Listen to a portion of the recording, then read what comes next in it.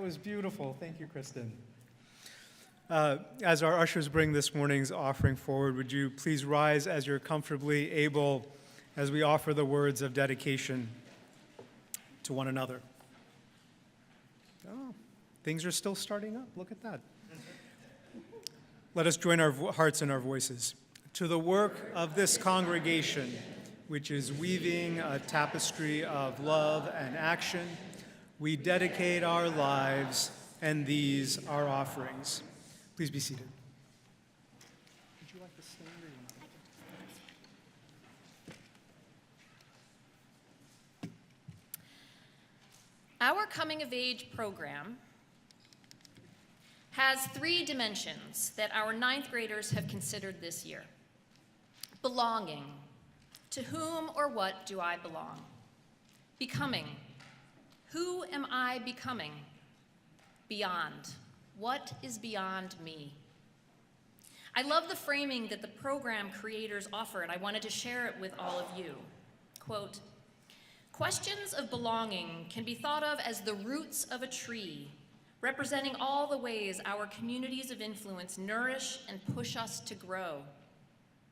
Questions of becoming are the budding branches of the tree, capturing the blooming of our potential selves. And last, the questions about what is beyond are represented by the starry sky, filled with the wonders and mysteries of what is larger than us. First, we explore our roots. Then we turn to our budding branches. And finally, together, we ponder the stars and the expansive sky above us. End quote. Isn't that what all of us come here to explore? Personally, I'm still coming of age. There is no end to that journey, no final moment of zen when everything becomes clear and all of our questions are answered. Life is an ongoing adventure up until the very last moment. Yes, we do grow and change as we get older. Wisdom can come with experience, that is true. But we don't stop tending to our roots even as we reach for the sky. Those of us further along on our own paths would do well to listen to our youth, to hear their perspectives, to delight in their insights, and to nurture the new buds that are ever sprouting on our branches.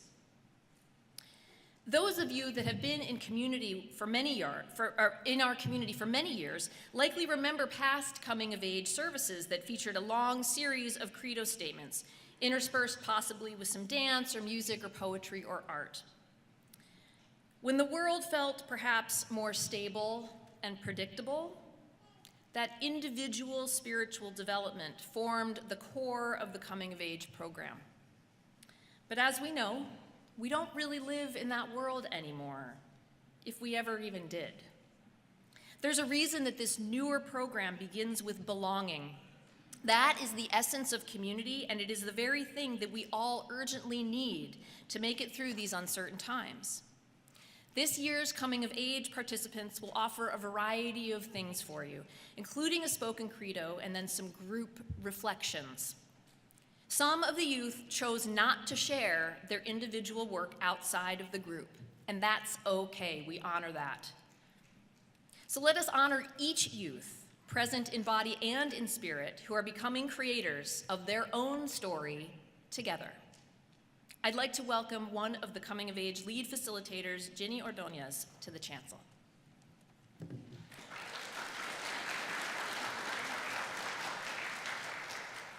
Hi, my name is Ginny. My pronouns are she, her, hers, and I'm one of the lead facilitators of Coming of Age.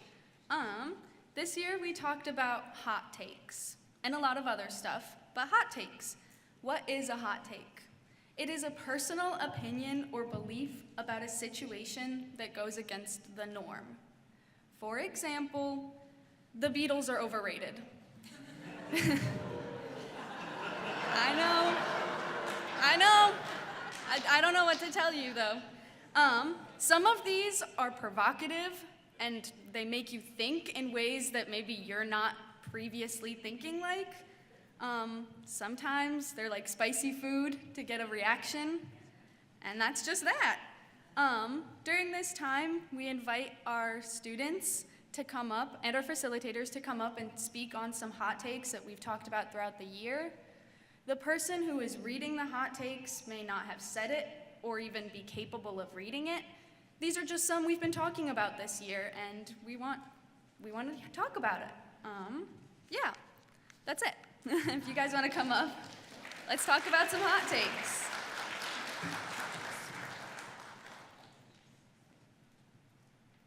School ruins the joy of learning.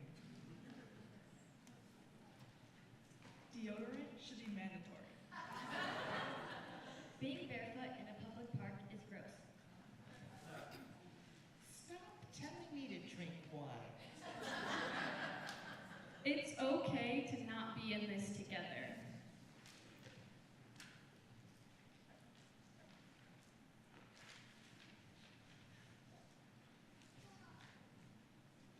Adult-splaining and, well, actually, are not appreciated. Generalization is always bad. Teachers should be able to state their own opinions on current events. Slow walkers need their own lane. Experience does not equal wisdom. Check-in questions are dumb. Authoritarian respect should be earned, not just given. Student loan debt should not be erased. Donuts and bagels should be for everyone. Parents, another one I should read. Parents should not have full control over high schoolers. Saying things in unison at services feels creepy.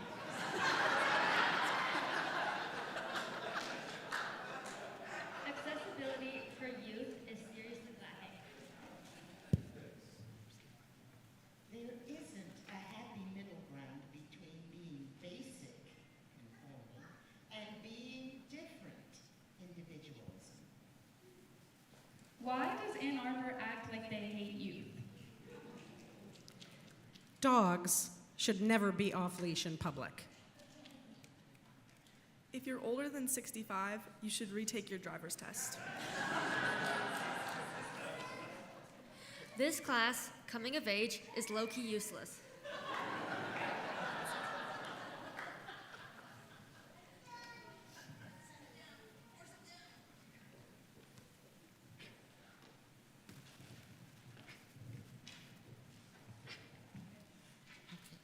Youth spaces are not sacred, respected, cared for as adult spaces. Homeless shelters create homeless people.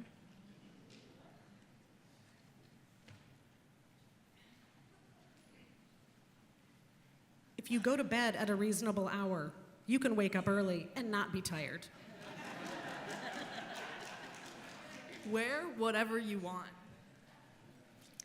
In the child dedication services, kids should get roses.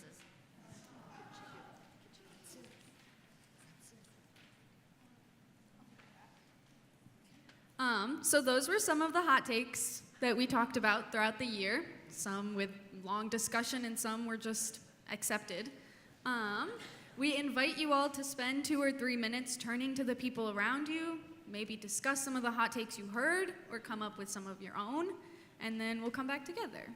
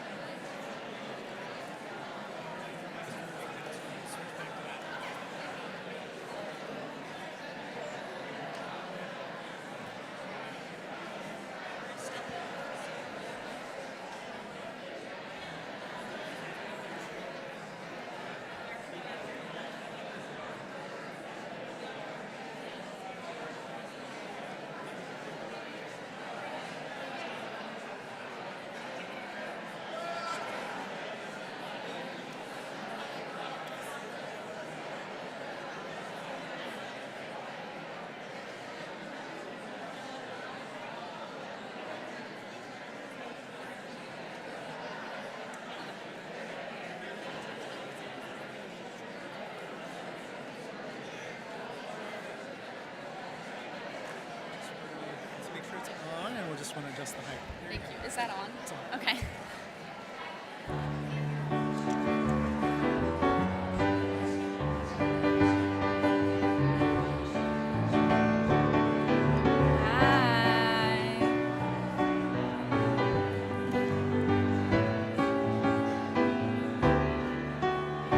Hello, hi.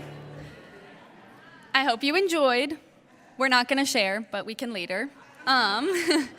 Next, we're gonna get into the credos. I was the mentor for one student. Her name is Liliana. She's not present right now. She says, hey, what's up? She was a super fun joy to have in the class. Just wanted to speak for her because she's not here. And yeah, she says hello. Up next.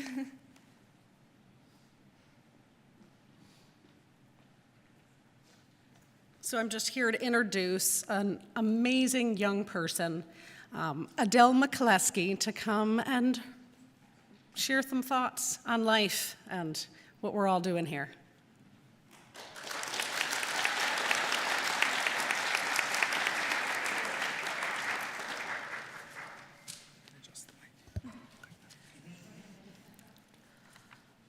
I've always loved beautiful churches. The way the light filters through the stained glass windows, and how the architecture itself is a testament to the steadfast belief of those who built it. Art is powerful faith, and it's in everything. True faith is seeing that art, seeing it everywhere. For as long as I can remember, art has been there in some form, surrounding me and lifting me up. I remember sitting in the car with my dad, coming back from my bass lesson, leaning back, as Bottesini's Bass Concerto No. 2 plays through the speakers, and tears well up in the corners of my eyes at how the stunning wholeness of the music fills every single part of me. I remember ducking into the quiet coolness of the National Gallery of Art from the muggy heat of late summer in Washington, D.C., how the serene haven made it seem like I had to hold my breath because it could slip away at any moment. I remember dancing in the kitchen, how the music itself seems to lift me into my pirouette, doing a soutenu towards the sink. Art is how we truly understand things. It's how we understand each other and ourselves. It brings closure to the questions we ask, yet simultaneously offers up every other question there is. There's a stability to it, a surety that comes from that realization, even though it's hard to actively remember in every moment. I have to believe that sooner or later it gets easier. Not necessarily that the habit gets built, but more like dusting off something you've always had, realizing it was there the whole time. Realizing that it has always been with you, and it always will be.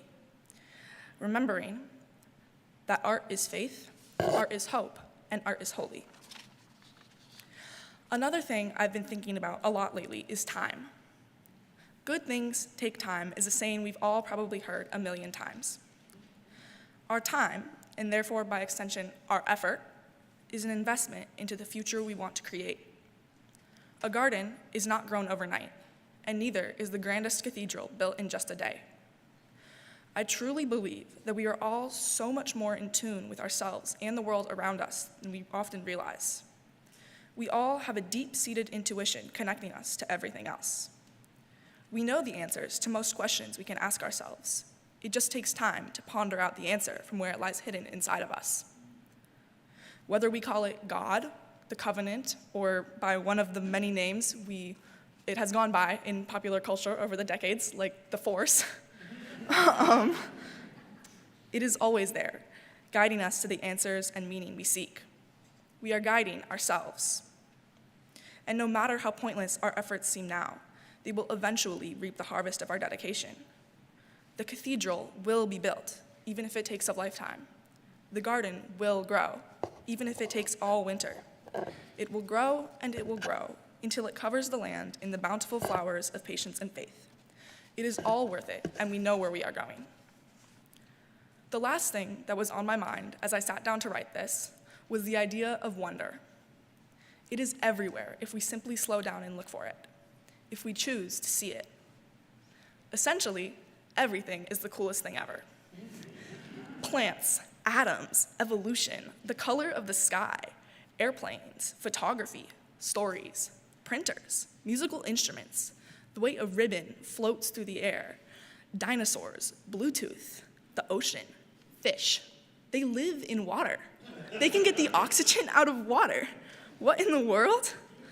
Light, its particles and energy at the same time. What in the world? Language. We can efficiently and eloquently use our vocal cords in certain patterns to communicate, and it can also be art. What in the world? The human body. All of the systems perfectly aligned to function together, none working quite right without all of the others. What in the world? Water. Ice is a solid. It should sink in liquid water, but it floats, and it's necessary for all life on Earth? What in the world? I deeply believe that childlike wonder is the truest lens to see the world through.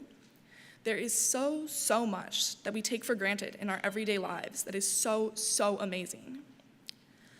I'm going to leave here, and I'm gonna go to dance class, and I'm gonna practice my bass, and I'm gonna keep on listening to Bottesini's concerto. I'm gonna slow down and smell the roses, because they are everywhere, and they are a damn miracle.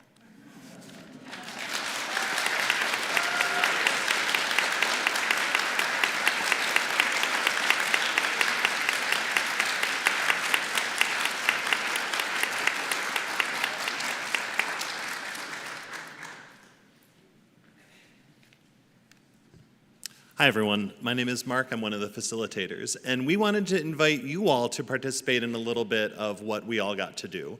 So Adele listed some of the things that she found amazing in the world, that she loved learning about, or she had a sense of wonder about.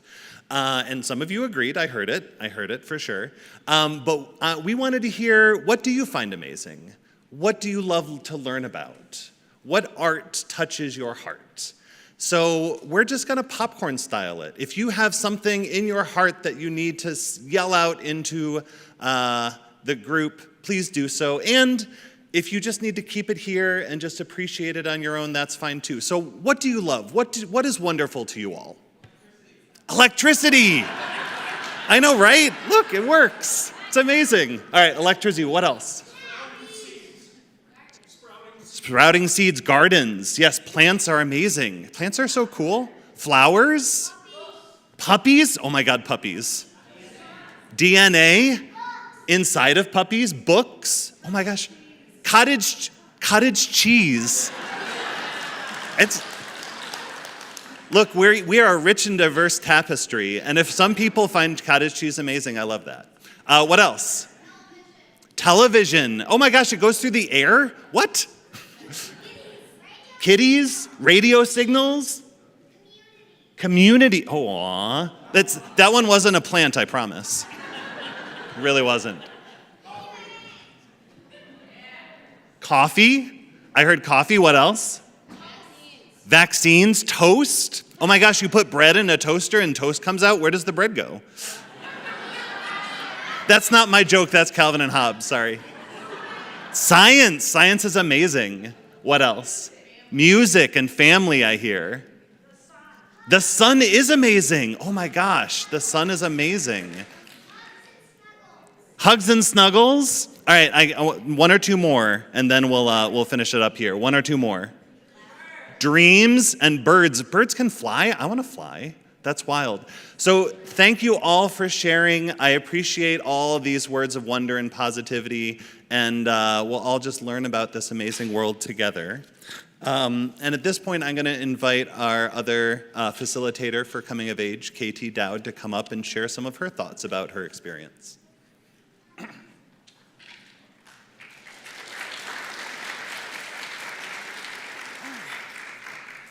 So, as Mark said, my name is KT, she, her pronouns, and I'm one of the lead facilitators for the Coming of Age class this year. And I've learned a lot of things in this life, past and present, but one of the greatest lessons is just that things change. I wonder at 14 what I would have written if I was asked to do a credo statement. I mean, it's hard to remember who I was at that age. That was the first year of high school. So I went to my 30th high school reunion, and we opened a time capsule. Everybody had their names on a slip of paper, and advice to their older self was written in pencil. I apparently did not participate because my slip of paper was totally blank. But it tracks, though, because that was my senior year, and my parents were getting divorced, and I was angry at the world. But ninth grade, though, ninth grade is a real blur. I know I was into my friends, I was into cool music, I was into piercing my ears multiple times, and I was into trying out new personalities. There were so many new people, new feelings, new information for each and every synapse. I was immersed, but I was navigating without the past as a reference point.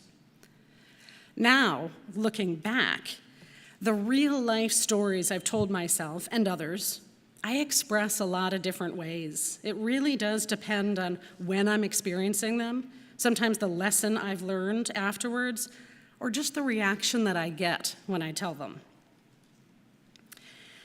Just 2 days ago, I flew back from a trip to Joshua Tree National Park, and I met up with a longtime friend who I met when we were 7 years old, first year of open school here in Ann Arbor. So we have decades of road trips together, spanning over tens of thousands of miles across the United States and Mexico. Now, it's been a handful of years since we've seen each other, so we were totally reminiscing about all the before COVID times when we scampered in the desert. But I noticed when we recounted the stories, she corrected every one of my memories. Sometimes fervently, and I felt like I was telling the same story or was on the same road, but I'm not wedded to all of my memories or even the perspective, so it's fine. I generally let it go when it comes to her. We all react to and examine the world around us differently throughout life, and we learn differently and express ourselves differently. I think I would have challenged a differing memory 20 years ago, but it does create a metamorphosis of perspective time. So I wonder what I'd write if I was asked to do a credo right now. But I didn't. So this past school year, I have had the really great honor of spending my Sundays, September through May, with an incredible group of young people. This ninth grade coming-of-age class examines who we are within, as well as who we are with others. We play games, we do service projects, we eat bagels, Oreos, and Takis, talk about life, and try and solve the world's problems and each other's. I adore being with them, and even when they want nothing to do with the adults in the room, they know we're there because we genuinely want to be. Sometimes the conversations steer uncomfortably toward inappropriateness. But the fact that these youth trust us enough for them to speak to us without inhibitions and to share their perspectives on injustices and share with us how they want to walk through the next life chapter, it's exciting and it's really humbling. They have really taught me to look at life from another perspective, to see the world through their lenses, to listen and not necessarily react. And it's hard, because I want to tell them my story. I want to protect them from mistakes that I made. I want to teach them. Winona Ryder in the 1990s film Welcome Home, Roxy Carmichael says, "It's good to want things." I say it to my own kids all the time. Perspective and learning happens in so many different ways and at different speeds, but I really do feel myself learning and expanding my horizons each Sunday. So I'm going to carry our time together in my heart, and I'm probably going to express it differently to myself or to the world at different times. But right now, I'm going to think of this time fondly and with some life lessons. So thank you to everyone who had a part in this class. Each part, truly, your presence added to our dynamic. So COA, affectionately we call ourselves COA, coming of age. So to COA, I wonder what your perspective you'll take when you look back and remember where, when, and who you were when you came of age.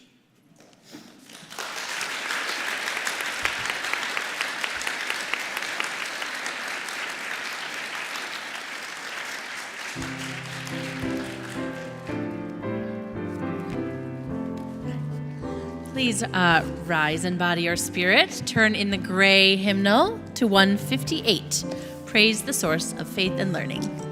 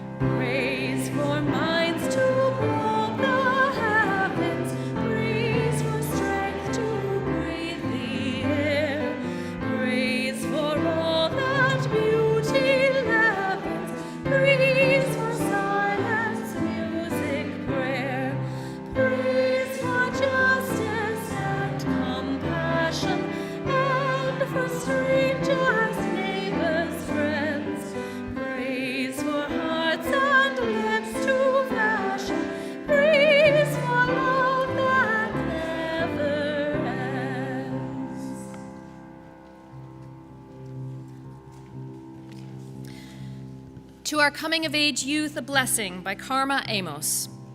We give thanks for the unique gift that is you, and we delight in who you are becoming. Thank you for showing us more about love, beauty, creativity, resilience, and joy. We offer you our care and the gift of spiritual community. We want to partner with you in making this world a more loving and just place for future generations.